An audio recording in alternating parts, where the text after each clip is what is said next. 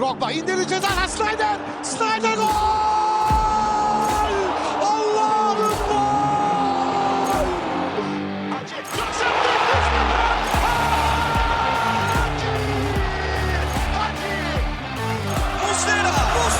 Muslera! Fernando Muslera! Golün adı Muslera! Salih, Drogba! This is incredible! Bienvenidos, muchas gracias, and welcome to episode 67 of the Lion's Den, a Galatasaray podcast, done by the community for the community. From all around the universe, I'm your host Samet, and we're back with yet another one. Another one that took exactly 2 weeks. Yes, I'm sorry. I mean, you can't blame us because it was, national team break? No Galatasaray news during that time, so... Yeah, I'm not alone. I got my friends from New York, America. One from the financial district. We got Mr. Yasin, the objective Fenerbahçeli Yasin. Hello and welcome. How are you doing? Yo, I'm doing good, man. It's I want to say it's a pleasure to be back, but after 3 to 4 weeks of not being on the pod, the first thing that I'm being introduced as is Fenerbahçeli Yasin. I don't know if I should say I appreciate it or not, but listen, I'm yeah. It's either what are you gonna that, say? or we can replace you. Replace me with who? Who are you gonna find that's gonna do the same job I do? My DMs are full of people that would like to replace you, Yasin. Yeah, but do they have a 150? How much did I spend on this thing? $150 mic. So for all you listeners, I've been using a mic for the last 2 years, which I bought for about $50. Did the job, for both gaming here time to time and the podcast. And apparently we're the next big podcast and I need to buy a $200 mic, which I did. And the reason why I did is because Samet and Emre are only editors of the pod. And apparently me getting this mic is going to make their job a little bit easier. And it's going to make me sound better on the podcast. I don't think I sounded bad to begin with, but yes, I'm like, go find somebody who's going to spend $150-$200 on a mic. You go do that, and then let me know. I was going to say a lot of things, but I'm going to let the word to our mobster Emre from Brooklyn, New York. Papi, tell him. Hey, ¿cómo está, papi? Hey, Yasin, as a Fenerbahçeli, what did you think of the game as a neutral? Let me know, brother. I was so pissed off as a Fenerbahçeli, the Fenerbahçeli I am. I was hoping that Beşiktaş would steal some points from Gala, and my team Fenerbahçe would continue to win. And Sorry to burst your bubble. Be champions by March.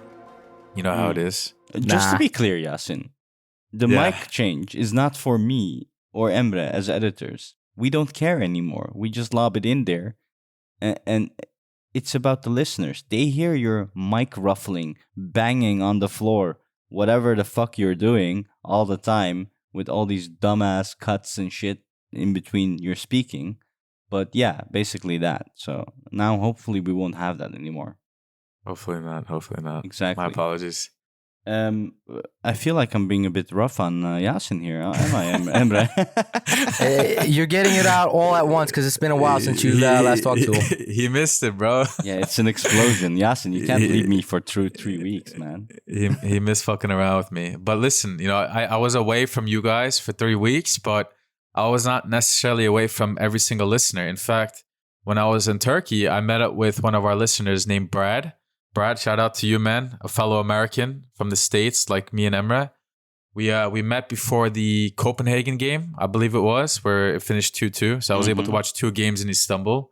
The 4-2 Samsunspor win, which was incredible.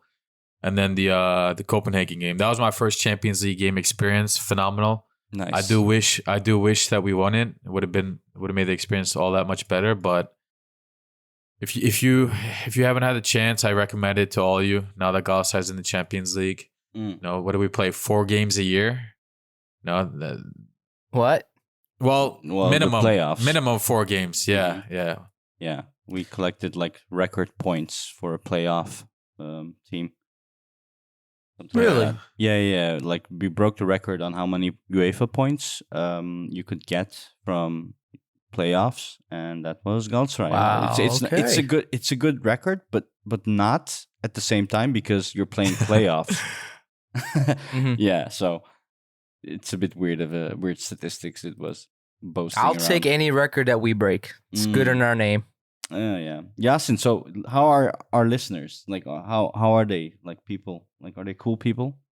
Listen, I only met with Brad, so I can't really speak on everybody. But Brad said he's been listening to us since like episode 3 or 4. What a mensch. Dude, amazing. He's like, yeah, I used to listen to this one other podcast, not going to give a name, that would discuss like all of Turkish football, which is awesome, of course. But they just randomly stopped recording episodes for whatever reason that I'm not aware of either. And he was looking for a new podcast to listen to, searched up Gala and found us. And he's been listening to us since the beginning. And I'm like, yo, Brad, what do you like about it? He's like, I just love listening to you guys. Like, you guys are fun Because they to don't have listen to. $200 mics. That's why. I'm sure the quality makes a big difference too. I've listened to a lot of different podcasts here and there about other football clubs and stuff, and I'm sure someone can talk about this even more. But not a lot of other podcasts have the same quality as we do. And given how small we are in comparison, I think we should be proud of that. Bro, me and Emre, we have buckets in front of us, like when we're editing, so the sweat like gets into a bucket. That's how hard we work. For real.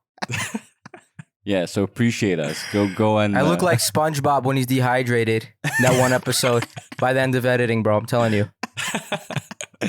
Yeah, no, but to be true, like in the beginning, yeah, sure, I used to spend hours like editing every single piece. Now I don't know if it's experience, but I got quick and like I don't listen to everything and edit out everything. Just, You could see get it where raw now. there's like a problem. You can just go quick edit it and then be on your way. Because we used to listen to everything. Now you can just see it. I know, because we got $200 mics, baby. Exactly. I was just. I don't have to ever touch Samet's mic ever. I know. Same. Now Aslan's the same. Aslan diyorum ya Yasin. It's his nick on Discord. Lads. So Yasin, Turkey was nice. Did you guys have anything else to discuss outside of Gala for now? No, what are you talking about? Me and Brad? Well, I don't know. Like, how long have you How been was the with Brad? national break there? Like, how was it? Was the city vibing, buzzing? How was it? I mean, my experience this time around in Turkey was a little bit different compared to before. I didn't really spend that much time in Istanbul apart from the games. I went to the outer skirts of Istanbul. I don't know if it's even. I went to a place called Gebze. So I visited lots of family and friends. I went to Üsküdar. I went to Balıkesir for the first time. That was a lot of fun. That's basically right between Istanbul and Izmir. I think south of Bursa a little bit, I believe. That was a lot of fun. And then I spent 2 weeks in Giresun. So I had 2 weeks PTO, but I spent 1 week, an additional week working in Giresun. So total 3 weeks. I had a lot of family and friends in Giresun at the time because if you don't know, Giresun is known for harvesting hazelnuts, fındık. And the fındık season finished right around when I was there.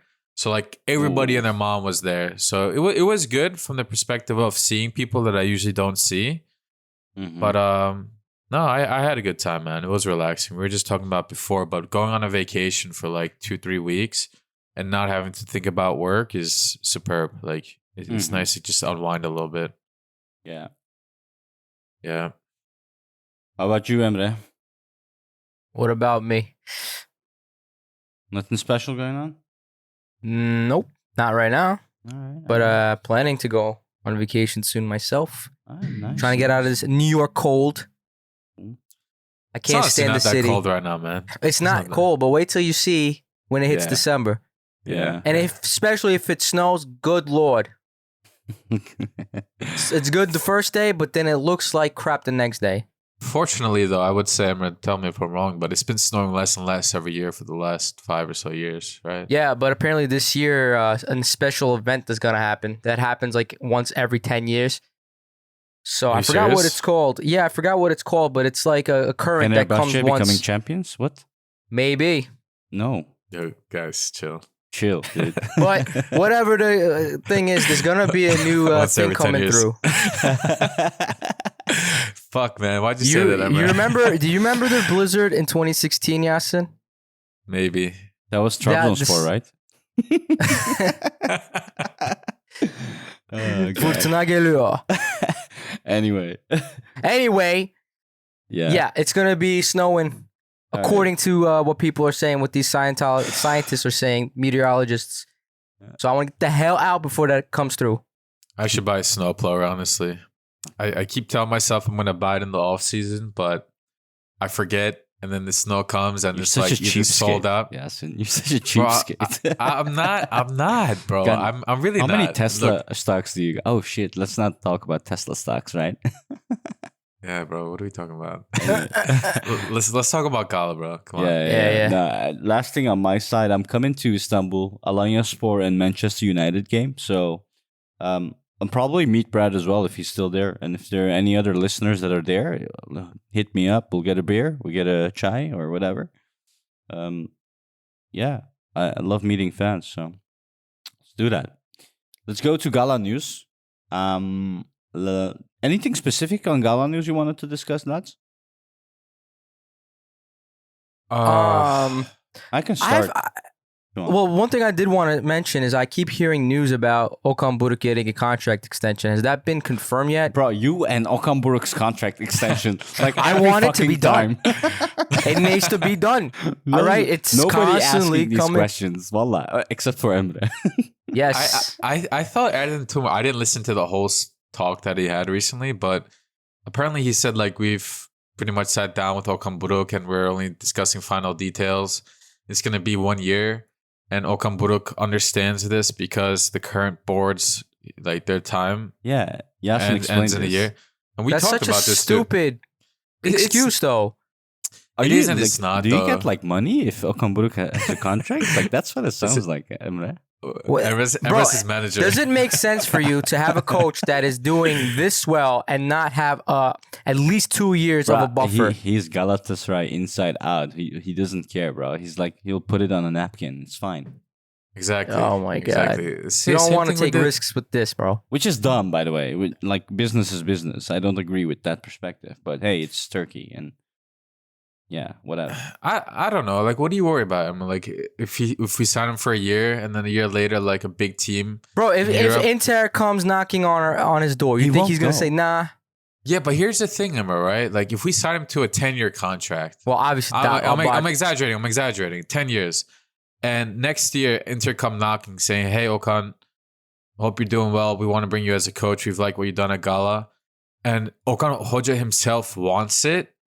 And he goes to the unit team and says, guys, I want to go to Inter. What are you going to do at that point? You're going to keep a coach that doesn't want to be there anymore? Like, you know, Okan Buruk is not your standard Hoca. He is a Galatasaray child, right? He grew up here. He played here. He's coached here. He's won championships here. He's won European championships here. Like, there's a certain level of respect where if the guy wants to go, you don't stop him. Okay, let me tell you from this point. You're a coach that has done all these immaculate things, and yet your unit team is not giving you at least a 2-year contract. Wouldn't that put you on edge, thinking, "Oh, these guys don't trust me"? Maybe I don't know No. what's going on. No. Why aren't they giving me an that- extension? That No. wouldn't happen because the communications between Okan Buruk and the board are, from what I see, very good. And he's we fine. Okan is fine. He doesn't worry. Like compare Let's it with not me. forget- When I got a job, I got a 1-year contract. I didn't care if they gave me a 2-year, 1 year, whatever. I got a promotion within 9 months, and then they gave me another year contract. And normally you'd get fixed contract and it'd be fine. But I'm like, I don't care, you know. If Let's not forget this guy was on the edge of getting fired right before the No. what was it, Beşiktaş or the Başakşehir game? I think yeah, you're he was on edge, exaggerating. bro. No, bro, I'm telling you, they were gonna fire him if he didn't win those games because he was he lost against Kayseri. Emre is a manager. Allah. Bro, I'm telling you. convinced Samet, bro. He's like, Emre's like, I spoke with Erdem personally. I They were spoke with about Okan to- personally. And he's like, yo, bro, if I don't win these, they're gonna kick my ass out. I gotta win these. Nah, Emre, I think I get where you're coming from, but I think you're overthinking about it. Another thing is Okan Buruk, I think we can all agree, has done a superb job the last year and a half he's been here. Mhm. He has won championships with Başakşehir, Galatasaray. He won the Turkish Cup with Akhisar, he's proven. Everybody knows this at this point. If for some reason we do let go of Okan Buruk and he's out of contract, he has no business, no income, another team will give him a job. Don't worry about that. I know. Like, and even it might not You'll be the get same your amount fee, that bro. Gala's giving. Yeah. I don't care if he goes to another team. I want him to stay at Galatasaray. What the hell? And he'll stay at Gala as long as he does his job. That's What my I'm point. saying is he'll do his job better if he has the full confidence from the board. And you And get that's- full confidence when you get a contract extension. Tamam yeter think Emre. he- Nobody's worrying about this. Let's move on. Valla. Yeah, I alright, worry so- about the little details. Okay? So, I tamam. think I Well, became the mob boss. When he gets fired, you can say, I told you so. Anyways, I think we can move on from that. Yeah. I think a very relevant Gala news, which is still in the works, is Zaniolo and his betting. No, he's Uh, cleared. He's cleared. Listen, I'm not saying that because until I see an official announcement from the Italian FA or whoever is in charge saying that, okay, One spoke is a with manager, Zaniolo. other is a lawyer. Ay, anasını. Who do you not believe? La? Samet, bro, I don't know how you feel comfortable saying that's clear when the shit's still going on. Like, I wrote Explain it. what's going on first for our listeners who don't know. Listen, I don't know. All the Didn't West fucking- Ham make an announcement saying Aynen, that's what I mean. everything's good? West Ham, We're no. bringing him back. Aston Villa. I'm sorry. Oh my God. Aston Villa. Jesus. Aston Villa. I think from my understanding is he can still, like, he's cleared to the point where I guess he can play and the club is backing him and supporting him and saying, look, you'll play. But I don't think an official verdict is out yet. So he's apparently said that he has not bet for football games, like the actual games that are being played. He didn't bet for those or against those. Apparently he just bet blackjack and poker and shit like that. That's what he's saying. There's a big breakdown in Italy in Serie A. I think the head is Nicolo Fagiolo, actually, that got like 7 months. I think he's a Juventus player. 7 months. He has 2 months jail, 5 months community service, or something like that. And he snitched on a shit ton of people, right? So Nicolo Zaniolo was one of them, and the statement Nicolo gave was, I didn't bet on Roma in the Italian Cup, nor did I do any other match. I only played poker online. So after that, more things came out, but Nicolo Zaniolo's lawyer said he only has to pay a few €100,000 fine, and that's it. And then Aston Villa said, yeah, they're still investigating things, but he's available to play this weekend against West Ham, indeed. Emre. So that's the whole situation. And for me, it's West Ham, bro. Yeah, I don't care. You got it right. And then there's also Sandro Tonali, who plays for Newcastle. I know. And he's potentially going to face a ban of anywhere between, I don't know, like 6 months to a year or so. That's still not 100% certain either. And he was I don't know if he actually got any minutes today, but he was warming up. He was in the squad and all, but that doesn't mean anything's done and official. So my point is, we'll talk more about the details when everything clears up, because there's so many different sources sharing different information. All we know for now is nothing is certain, but he could face a ban of up to 3 years if he's lying.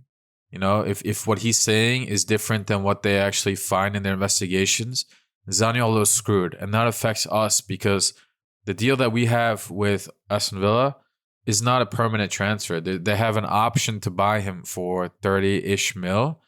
And we paid 15 million for him. I think the loan fee was close to 5. So that we're down to 10 million.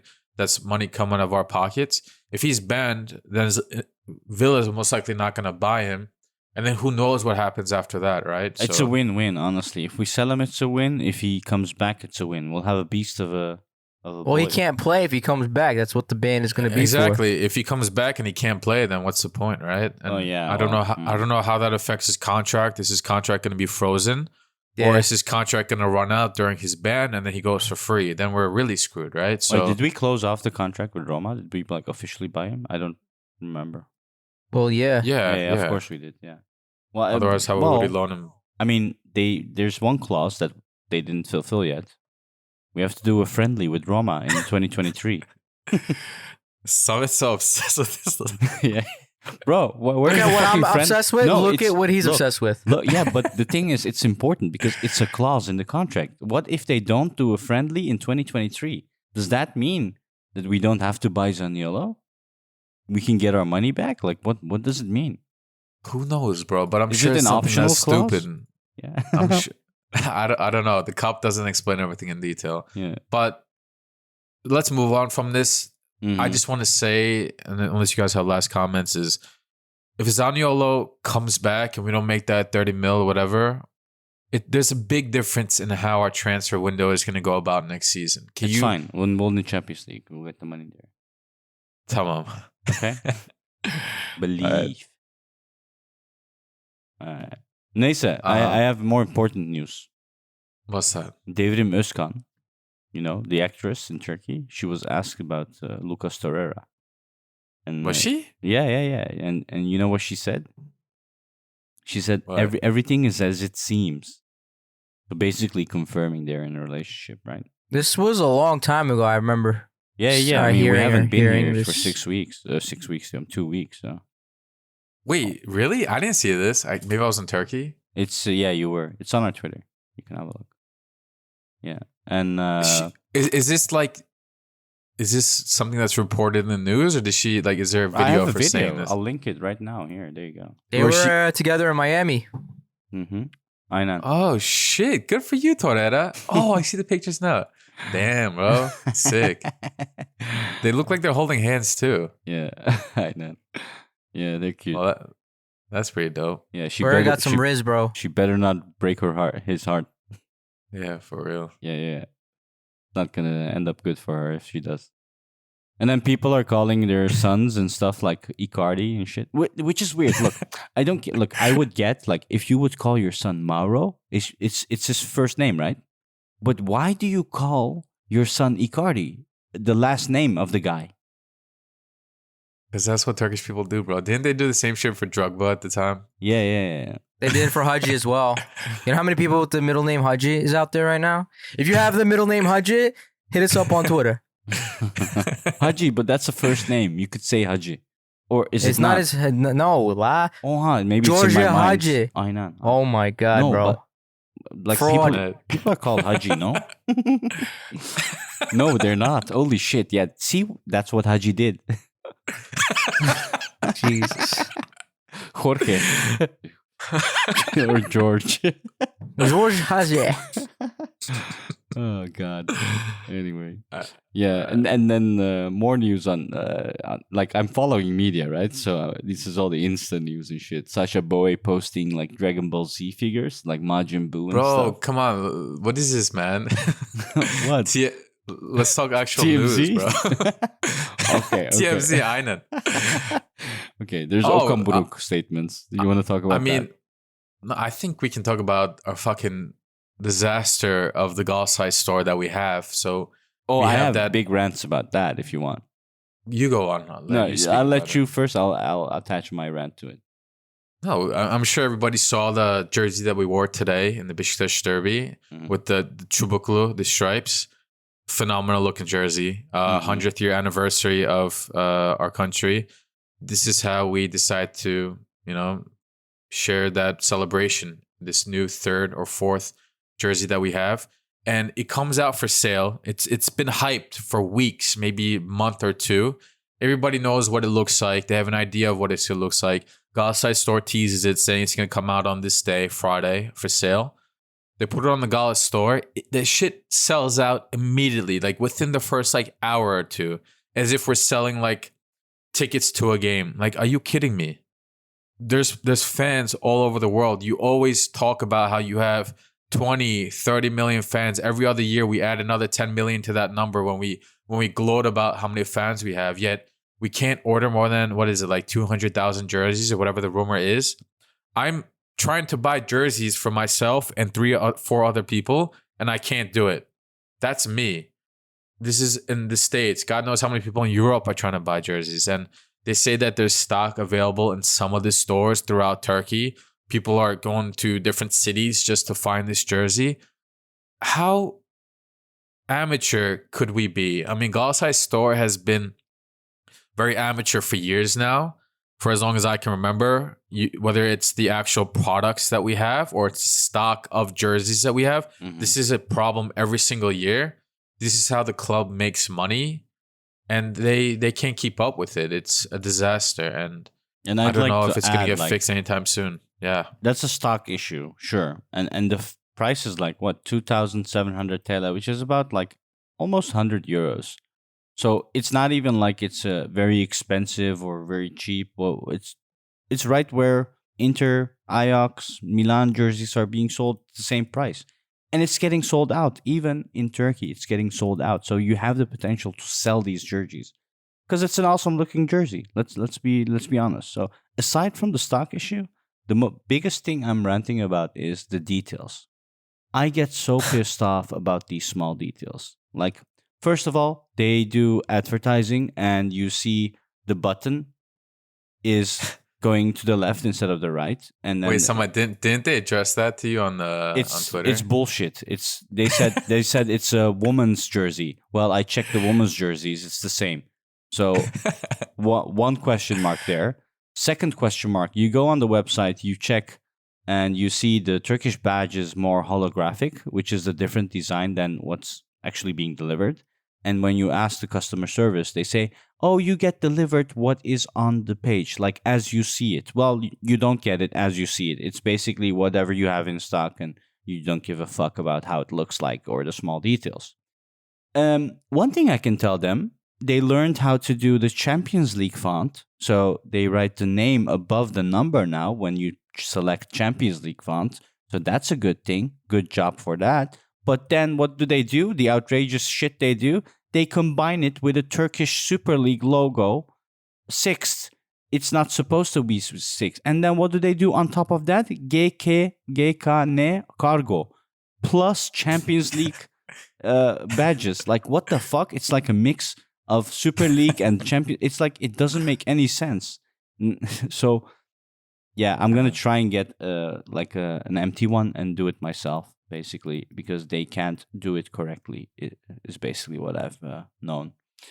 Yeah, totally. I mean, you see people at the stadium with these jerseys. Some of them have the flag, some of them don't. Some of them have the signature, some of them don't.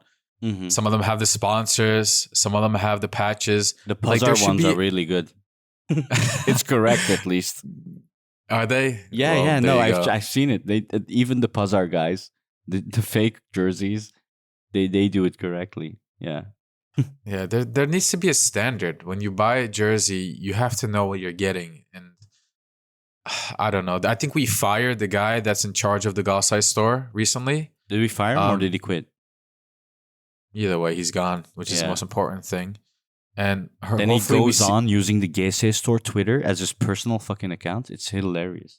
That's when you know that the problem is, why has this guy been in charge this whole time? Like, has our prior unit teams and people in charge not seen these issues? Does it have to be Erden Tumur? That's, I say his name. I'm sure he has a team of people who are helping him. But does it have to be everything under Erden Tumur's unit team that we see these changes that have been lacking for years? Whether it's like at the stadium, our locker rooms, things like that. You're starting to see us actually make good, needed changes at this club. And we're probably going to see this for another year or two because Erden Tumur can only do so much in a year. But I am glad that we're moving in the right direction. But man, is it overdue? That's all I'll say. Get rid of all the dead weights. Yeah. We need a complete change. It's like you said, it's crazy that this guy's going on the GS store and releasing the statement as if he we increased our sales X, Y, and Z. No bro, shit. Inflation is 200%. Yeah, because the team is doing freaking amazing, bro. No shit. You're gonna increase the sales with inflation and everything. Oh, we're up this much in money achieved. Like, so what? I still can't buy a damn jersey. Yeah, bro. You know how sad it is when I'm at the mall in Istanbul. I just went to the Galatasaray store. I leave this store. I'm walking around and I see a little family or a couple of friends oh, let's go to the Galatasaray store and buy you a jersey. And little do they know that there's no fucking jerseys available at the store. These people are going to the stores to spend their fucking money and there's nothing to spend it on. And you say, okay, maybe they'll buy something else at the store.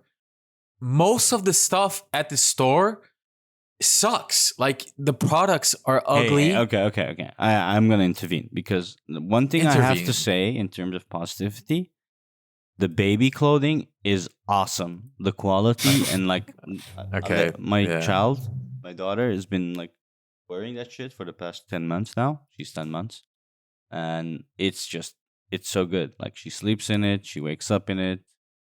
It's really good quality. She really enjoys it. Me too. I will say, yeah, the baby stuff is cute, but not everybody has a baby to buy clothes for. People want to buy stuff for themselves you too. Get a baby then. Yeah. But Yeah. unfortunate. So, okay, that's enough shitting on Gala GZ store. Have you seen our new mascot, the digital mascot? Leo? Leo the fan. Yeah. What do you guys think about that? I love him. I see that, bro.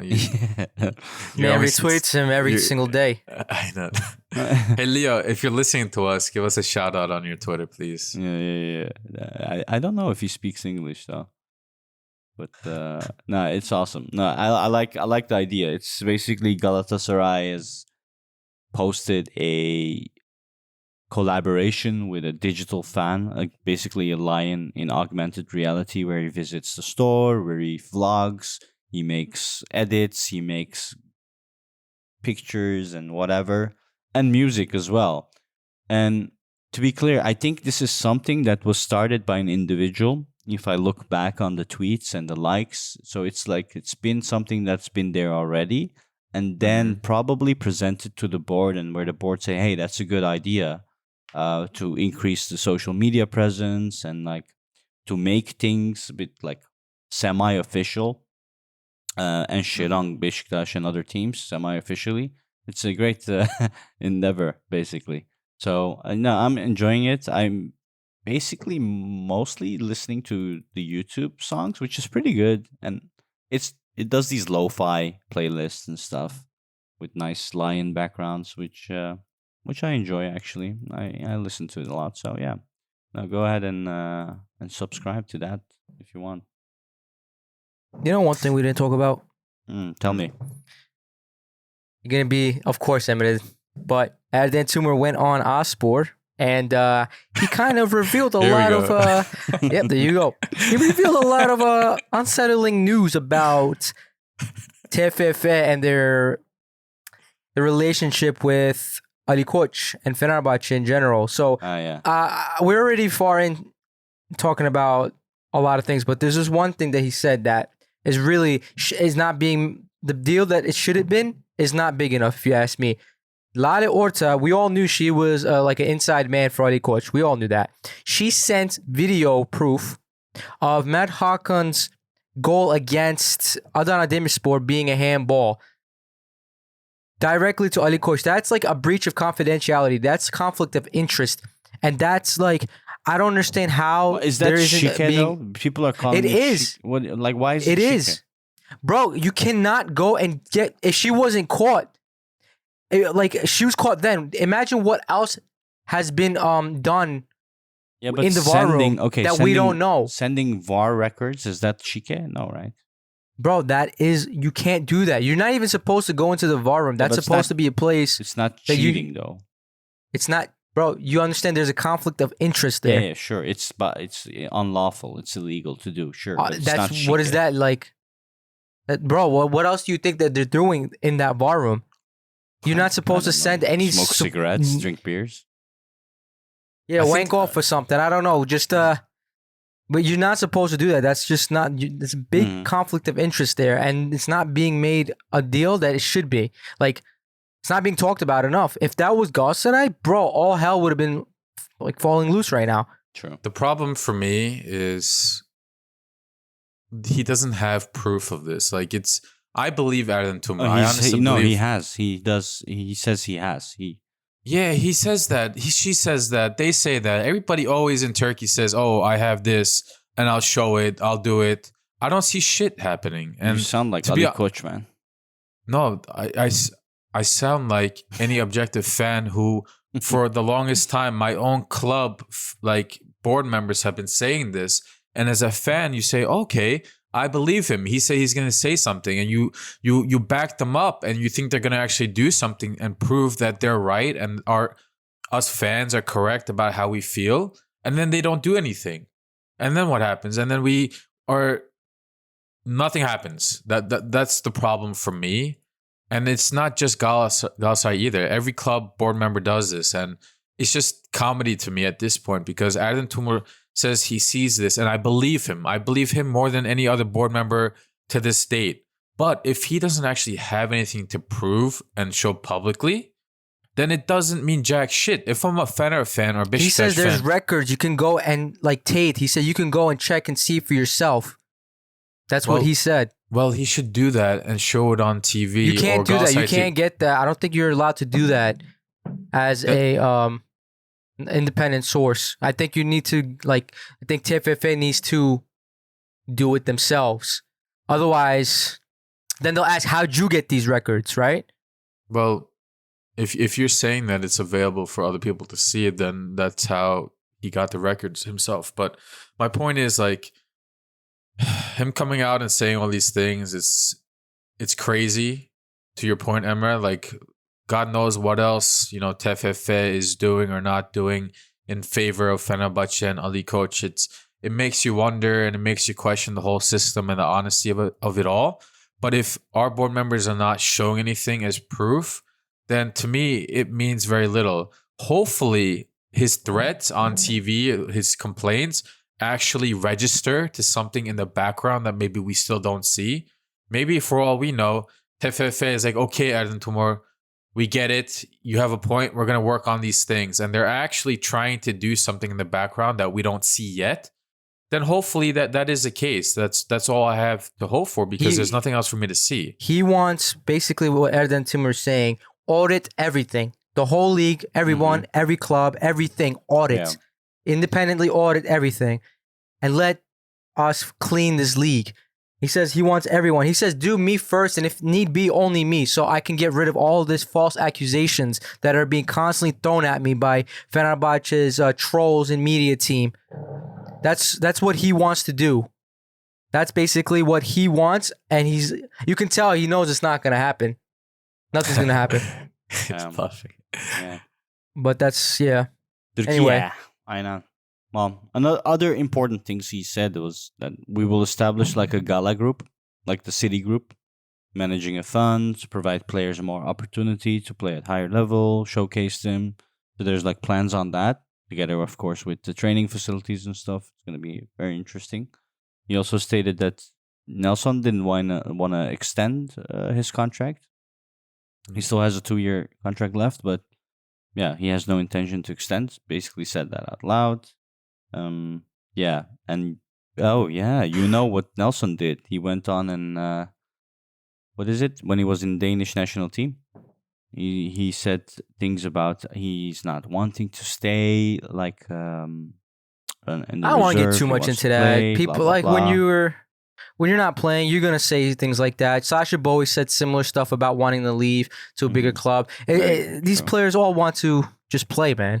I don't really blame him. It's also a bit lost in translation, I think. Like it sounds worse in Turkish than how he composed and asked and told the media what he told. So it's a bit of a translation thing as well. So I think we should be chill. I mean, Davinson Sanchez is doing well anyway, so it's all good.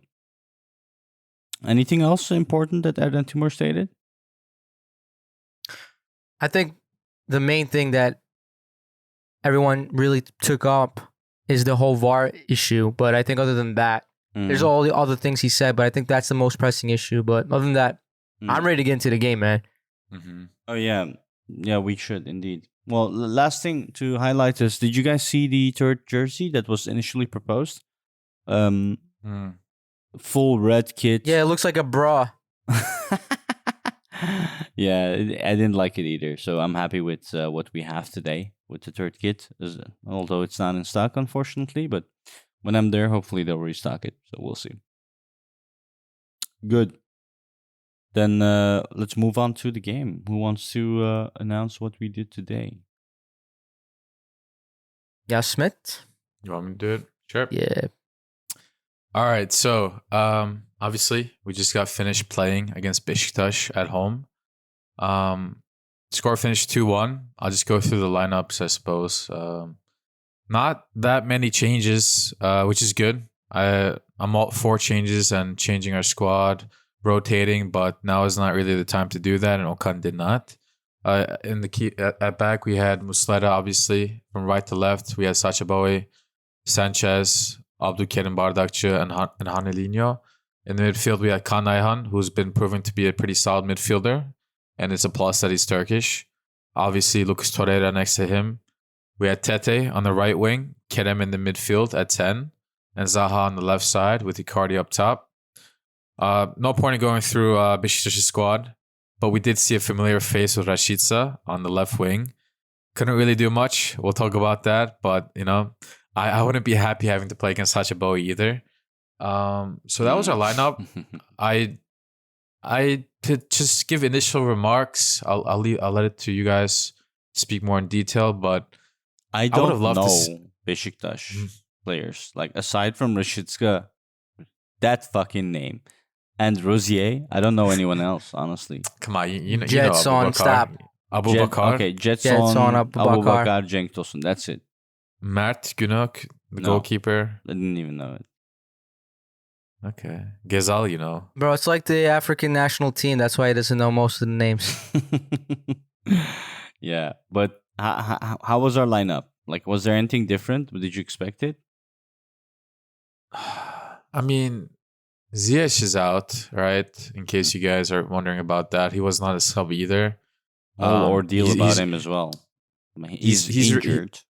He's recovering, and I saw a tweet. I'm not sure how reliable it is, but apparently his injury is similar to that of Zaha's, where he has a muscle strain and they don't want to rush him back. They're waiting for him to heal properly because it's one of those injuries where if you do rush back and you do hurt it, you'll be out for an even longer period of time. So they don't want to rush him back. He hasn't been in the squad for some time now. And it became a little bit newsworthy when he went to his national team, Morocco, and he was in the squad. He was training with the team, and people got upset, including myself. Like, this guy hasn't been practicing with Gala. He went to Morocco, and now he's in practice. Like, how does that make sense? Are there issues? Does he not want to be with Gala? But apparently, Okan Buruk and the team here were aware, and they said it's okay. If he feels fine. But he didn't. I don't think he ended up playing any minutes for Morocco. He was just in the squad, just practicing. And he's been practicing with us leading up to the derby, but I guess he's still not ready, so he wasn't in the squad. So Ziyech is out. Mertens has been a sub for some time now, so it's not really shocking that he didn't start. I think maybe a questionable decision was Kerem at 10. Some people don't like it. John spoke about this very clearly last time around, where I agree with him completely. I wish I was there to partake in that conversation, but Kerem as a number 10, he doesn't have that control. And I've said this the last 3 episodes, by the way. Wait. John said he doesn't like Kerem, and Kerem is not good enough player for the Champions League. You agree with that? Oh, no, I'm speaking about him at number 10. Oh, okay. Yeah, it's number 10. Well, in terms of Champions League, if we have a full squad, I still don't think Kerem should be starting. Like, just to clarify, if we have Zaha, if we have Ziyech in form, yeah, sure, maybe in form, Tete, in my opinion, the problem is Kerem on the right wing, right? Like, he can play left wing. We get that he should play. But Zaha is a better left winger, so Kerem can't play left wing when Zaha's fit. Then Kerem on the right wing, I don't know if we've seen that enough where we should say comfortably that he should play over Tete. So I don't know. That's a question mark right there. Ziyech, you can even say Ziyech should play right wing because he's played that many times before. And you should play Mertens at number 10, which is a very solid argument as well. Maybe, given his age, he won't be able to play a full 90 minutes, but for the most part, I'd rather also see Martins at 10 because he puts that pressure the same way Kerem does. He gets Vay back. halimize, man. Look at us. Can't even put players which one to play. It's a luxury problem, isn't it? It is, and it's a great one to have, given you know how many competitions we're in. But Exactly. it does make things difficult for Okan Buruk before Emre butts in and says this as well. But a good coach, which I think Okan Buruk is, he's handling it pretty well. We can talk about that maybe a different day. But I really do admire how Okan Buruk has been rotating the squad. How Kaan Ayhan, he's proven that he's solid in the midfield. He's up for the challenge. He's focused. He has less turnovers compared to some of his counterparts, such as Kerem Demirbay, who started the season, and then Sergio Oliveira, who's also competing for that spot as well, who was playing every game in that position last year. So Kaan Ayhan came last year. Jesus, we still have Sergio Oliveira, I know. Yeah, dude. we have players, but at the same time, do we have one player or two players that are clearly like, all right, this is my spot? Competition is good, but are they all A-level competition? Like, is Kaan Ayhan and Sergio and Demirbay really like top players? I don't know. I don't think so. Nope. Exactly. It's good that they're all similar level where they can compete with one another. And it makes it a little bit easier for Okan Buruk, where if Kaan Ayhan is playing really well, he continues to play him. It's not like he has a world-class player that's on the bench now all of a sudden. That's not the case. So that would present different issues. If you had, let's say, Amrabat and Kaan Ayhan and Demirbay, and Amrabat plays 3 bad games, it's going to be really tough to put Amrabat on the bench after you spend all that money and he has the quality that he has. He might... I don't know about that. I think it will be a problem. You're bringing a whole new CB to replace the CB that you just became champions with. So if you can do that, you have the balls to do that. You can do that as well. Yeah. Davinson Sanchez seems to got that first 11 now from Nelson. It's not seems to, Samet. He has yeah. absolutely taken that jersey and he's not letting go of it. He got a yellow card today and he was about to beat the ref's ass right on the spot because... And Muslera again. Oh my God. Again, he does this every time. He gets the yellow for bitching at the ref. We should play when he bet did on that that every game. When he did that, the first thing I checked was the when is the next game and why, is his wife's birthday, or which game is he gonna try and get out of this time? Because that's the only thing I think he does it for. He knows what this is. But what do you mean this time? Does he I don't think he does this yearly. Every year he misses a game.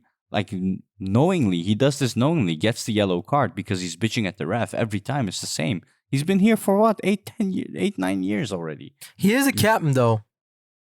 As a captain, are you not allowed to say anything to the ref? Yeah, but he gets the yellow every time for the same shit. He must learn. I think he overdoes it. But what was interesting today, and I'm curious what you guys see it as well. The ref gave him a yellow card when I think somebody fell. I think it was Sanchez. And he kicked the ball out. He thought he got fouled, but he didn't. It was 2 back-to-back positions where we thought we were going to get a call, but we didn't. And then the ref gave Muslera a yellow card from 30 feet away. Look, Muslera, what happened was Sanchez, there was a corner. Sanchez got hit by I don't know what's his name is, Beşiktaş player, with the hand. Sanchez fell, and then... he got pissed because no call, right? And then the ref called both the Beşiktaş player and Sanchez and said, okay, you get yellow for the hand. Sanchez, you get yellow for the screaming. And then Muslera was screaming his ass off there as well. That's how he got the yellow. No, bro. Sanchez got his yellow card in the 17th minute. Yeah, Muslera Muslera didn't get his yellow card until extra time. Really? Yeah, there were 2 back-to-back plays. Beşiktaş was attacking. Everybody's ass was clenched. And Beşiktaş kept attacking. There were 2 positions where our players thought they got fouled. And the ref just said, wave, play on, play on. And then they got a throw-in on Muslera's right side. And I guess Muslera was yelling or screaming or something. Because when I say he was like 30, 40 feet away, I wasn't kidding. I didn't even see Muslera in the screen. I have to watch the play again. Because like Muslera usually gets his yellow when he gets like in the ref's face or he gets out of his box, which, okay, I understand that. But this time the ref gave the yellow card from like a mile away. And I guess Muslera either like raised his hand like aggressively from a distance or he cursed at him or something. I don't know. It didn't make sense to me. I have to watch the replay, but that was a bit shocking to me. But I guess it's not shocking. To your point, Muslera is always arguing. Yeah. Same. Anyway. Same shit, different game. Yeah. Sasha Bowie showed Rashica why he left Gala, I guess. Yeah, I mean, I felt bad for Rashica. It's not like he actually had a decent game, I thought. For what he played, right? He played like 32 minutes because they got a red card and Burak Yilmaz, their coach, decided to take him off, which I understand a little bit. Because usually if you're a man down and your goalie gets a red card, you take off a player that's in the attack, not in the defense or the midfield. And their attack consists of Ghazal, Abubakar, and Rashica. Ghazal is still more creative, probably their most creative player. And Abubakar, if you take him off, you're asking for suicide at that point. You know, like he holds the ball up really well. He's a threat up top. So I guess I understand why he took Rashica off, but nah, Abubakar got manhandled this game by Apo and Sanchez. Yeah, I mean they're too good, bro. I mean, if I can just put my general thoughts together, I didn't really put like from like beginning to end. So I think we started off the game really weak. Beşiktaş were the side that pressed more. They got the ball in their possession more often. What? And yeah, no, like bro, I felt like they played better in the first opening minutes, like 5 to 10 minutes. I think they played better. Yeah. But then afterwards, we started opening up. Then we started getting more and more chances because they started making mistakes in the back. And that's how we capitalized and we got our goal and our chances. And that's how Matt Günok got a red card because they made a mistake. Icardi capitalized on it and Matt had to come out and he basically swung the ball out of his path with his hand, but he was outside the box. So the red card is 100% justified. But what I don't understand is how we can go down to 10 men. They can go down to 10 men and we play worse and they still hold up their play.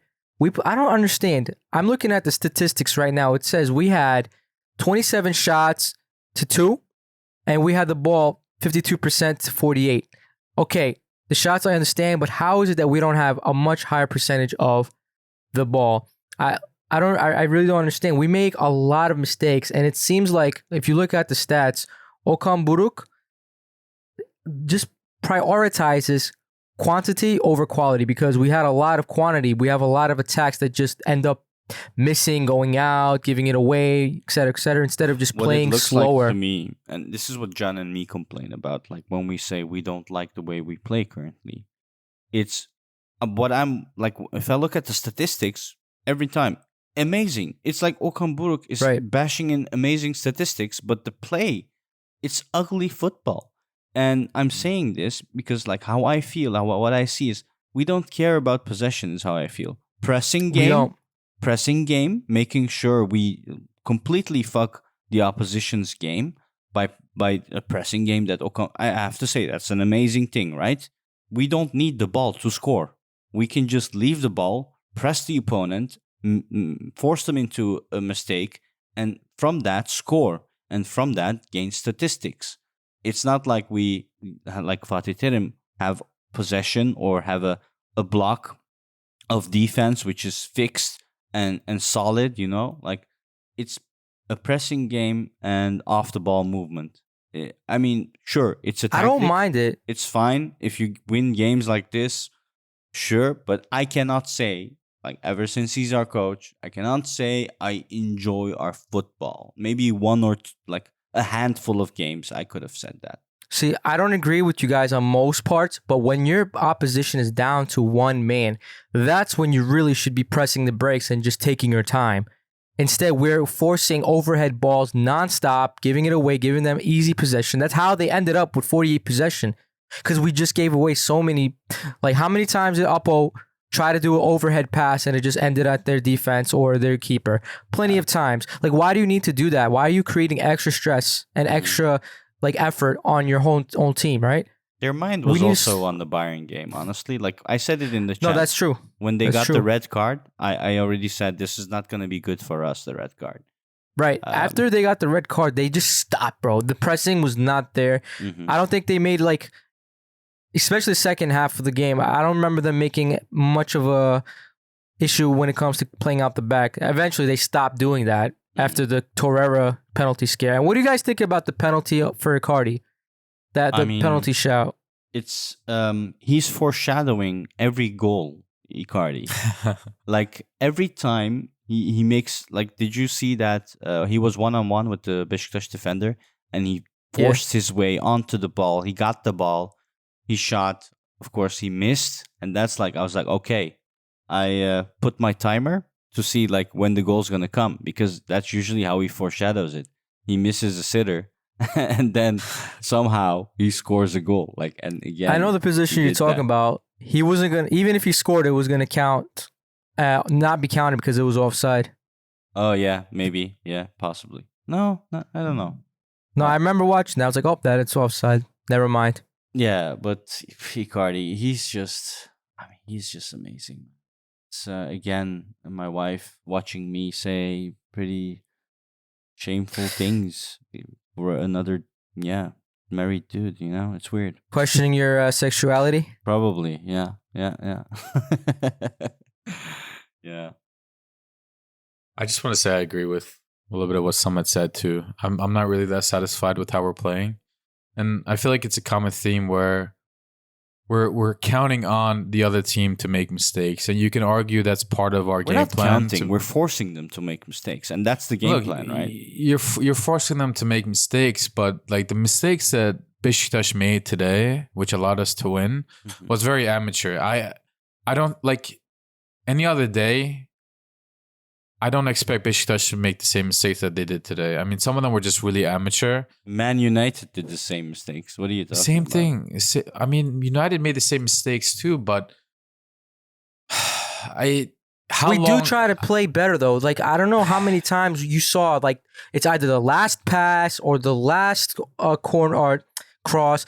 They just screw up and they just become selfish and just take the shots themselves. Like, Okan Buruk is not telling them, hey, just go constantly do this. It's like, bro, the guy's right in front of you open. Instead, you want to cross it to Icardi constantly. Bro, just give it to the guy in front of you, bro. You're talking about the Tete shot and the Abdülkerim shot, which I enjoyed those. Like, those were, like, if they would go in, those are amazing shots. He's talking about Kerem's cross in the beginning on the left side. Yeah. I think Zaha played it to him, and Zaha made that run. He was wide open. Like Zaha, all he had to do was, once he gets that ball, take 2-3 touches and shoot it far post. Like, he had so much space. Bro, there's so many like positions like that, bro, and it's just driving me crazy. And the thing is, what I noticed is, like, it's not just Kerem too. Like, Icardi, there was one position where he could have played it to Zaha, and he decided to cross it to, I think it was Tete or somebody else in the box.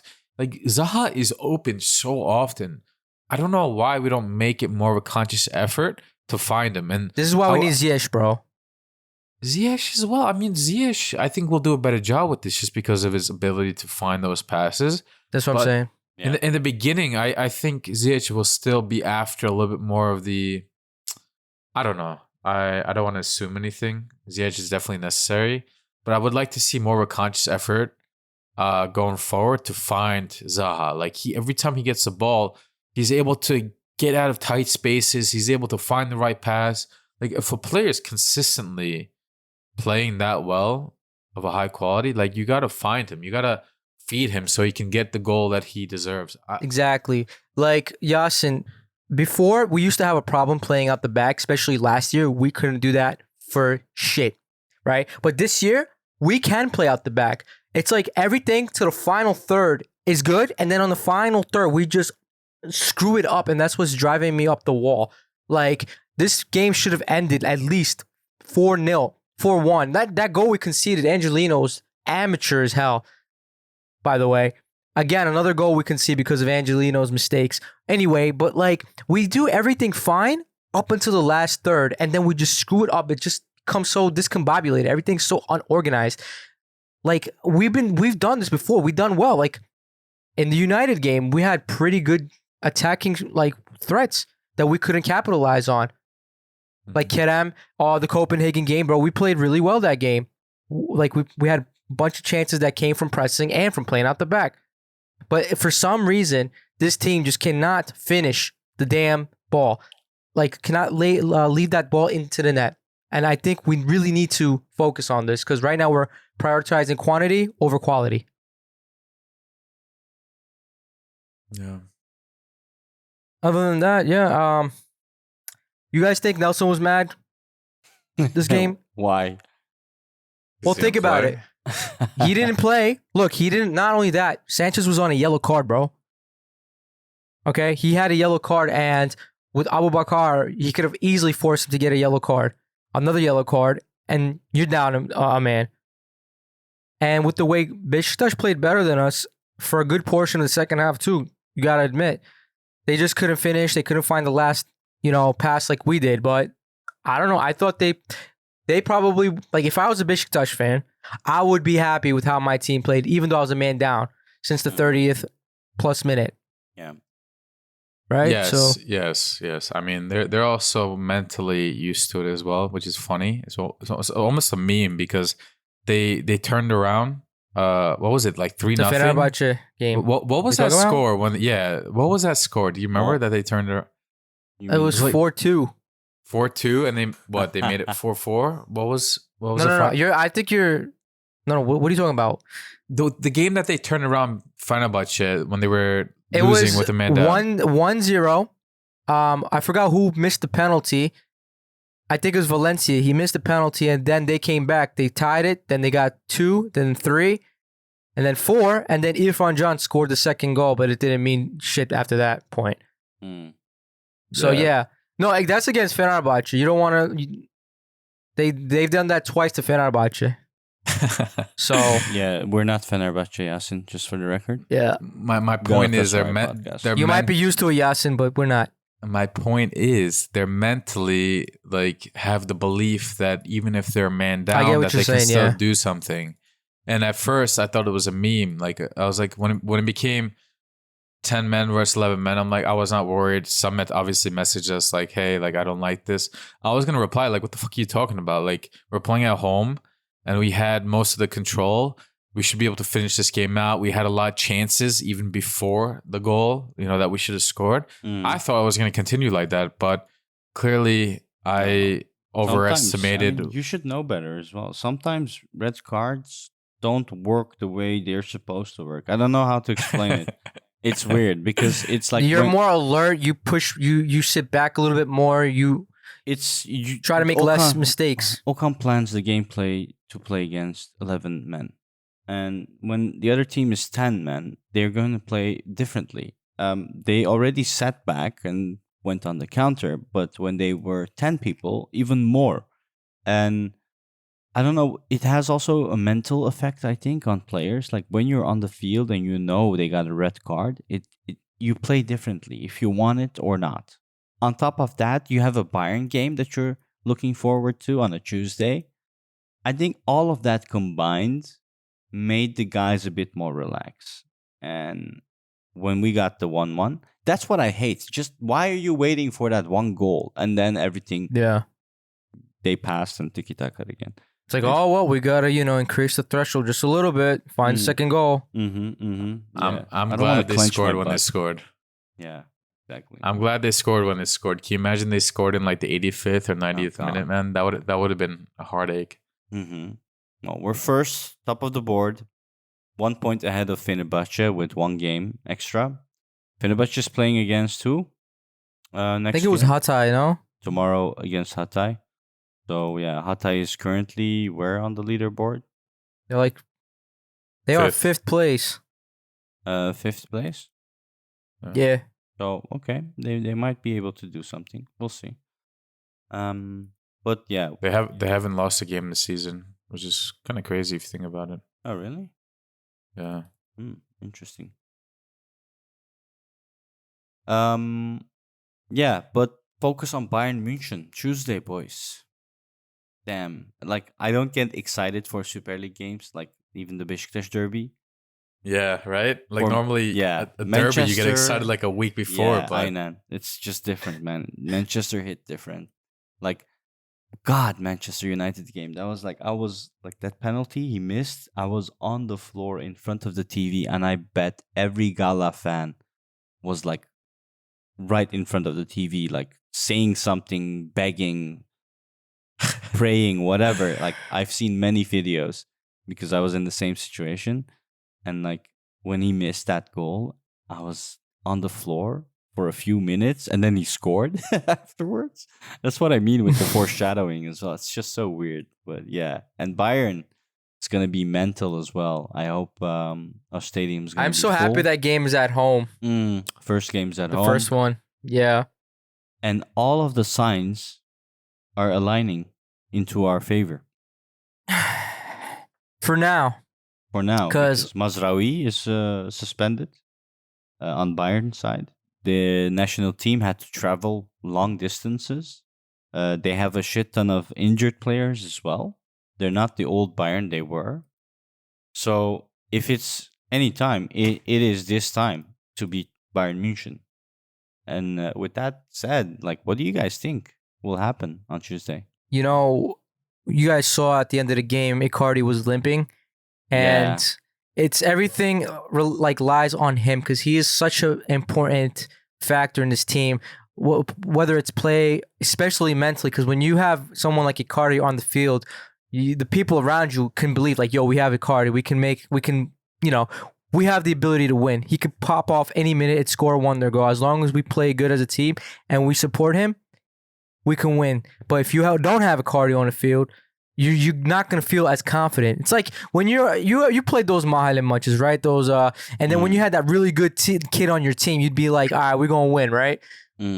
It's like the same. It's the same feeling with that. And apparently he's gonna have an MRI check. So let's hope that everything is fine and he's like well and we'll be like ready to play in that game because that game is going to be intense. yeah. Do you guys think that we go into that game with the same mindset of trying to get 3 points, or do we play Of course. relaxed? Yeah, That's what Okan said. He that said, is the I'm going case. in to win. Yeah. And I figured. Yeah, that's his playstyle. We do like I don't see this team defend well either. Like it's not what we trained for. It's not like Fatih Terim era with how we played against Barca. It's not the tactic this team has. That's not what they know. The only thing is what they know is press, attack, and that's their defense. That's their bread and butter of this team. So no, I don't see us defending at all. Do you want us to defend? No, because we can't. Well, at least like if we can defend like what we did against Barca, sure, but I don't think we can. And also, Did we this really team, defend that well against Barca? This team with the qualities it has, it's not. I mean, go attack. Attack is your best defense in this case. So disrupt their game. Do you have any? What do you think the game's gonna be? Predictions? Predictions, man, it's tough because We're doing Bayern Munich predictions, bro. man, they're undefeated in the league. They're undefeated in the Champions League. So today they just played Mainz 05 away. Yeah. Mainz is second to last in the league. They have 2 ties, 6 losses. They scored 7 goals and they lit up 22. And they still scored 1 today versus Bayern. For what it's worth, I don't know if that means much at all, but with Icardi on your team, there's always belief that you can score goals, 100%. When you have a player We're like playing at Kerem, home. That's for I me know. the biggest advantage. that helps a lot. I don't know how Bayern Munich are and how they respond to away hostile environments like what we're gonna bring, but. Yeah, I don't know what to predict, man. This is a tough one. Give me I'm numbers. not going to put a prediction myself because that's Yeah. never bared fruit. Yeah, we know you, Emre. You can Thank you, bro. predict. You can predict Okan Buruk's contract value. Yes. I'm gonna say 2-2. Okay. I usually hate and I don't feel comfortable making predictions for ties. It's just odd to me. I usually always predict a loser and a winner, but Mm-hmm. I'm gonna say 2-2. And it's gonna be one of those games where we're gonna be like, damn, like we could have won this, but we're gonna be happy that we still got a point at home. So I'm gonna go wild. You know what the score against Marseille was? Marseille. Marseille. Yeah. 4-2. Okay. There you go. Okay, Samet. There you go. you think we're gonna score 4 goals against Bayern Munich? Yes. I think the Beşiktaş game left a little bit thinner behind for Samet. Believe, boys, believe. We're gonna see it. We're gonna see it. Next week we'll discuss it. If we win 4-2, bro, I will buy you something. A Tesla stock. I will buy you a home professional kit next season. Okay. Okay. Okay. Okay. All right, what's the counter bet? Wait, hold on. Does it have to be 4-2 or just win? It has to be 4-2, bro. The fuck? Just to be clear. Or say 2-goal difference win. Maybe 2-goal that's more fair. difference, Yeah. Tom, 2-goal difference win. Yeah. And I don't want anything back because the 3 points and that score will be enough for me. Yok bir de something back. Ben bir şey demedim ki. You're giving me Allah Allah. Adamız because Emre was like, what's the counter? Okay. I thought that's what he meant. No. All right. It's been a while. Any of you want to close off? Leave it to you guys. You do it the best, Samet. Oh, you want me to do it? Yeah. All right. Guys, thank you for joining us, The Lions Den.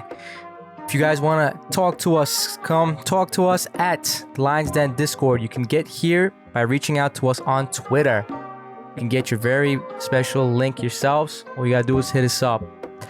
We'd like to thank all of you that came and listened to us till now. Hope you guys enjoyed the game.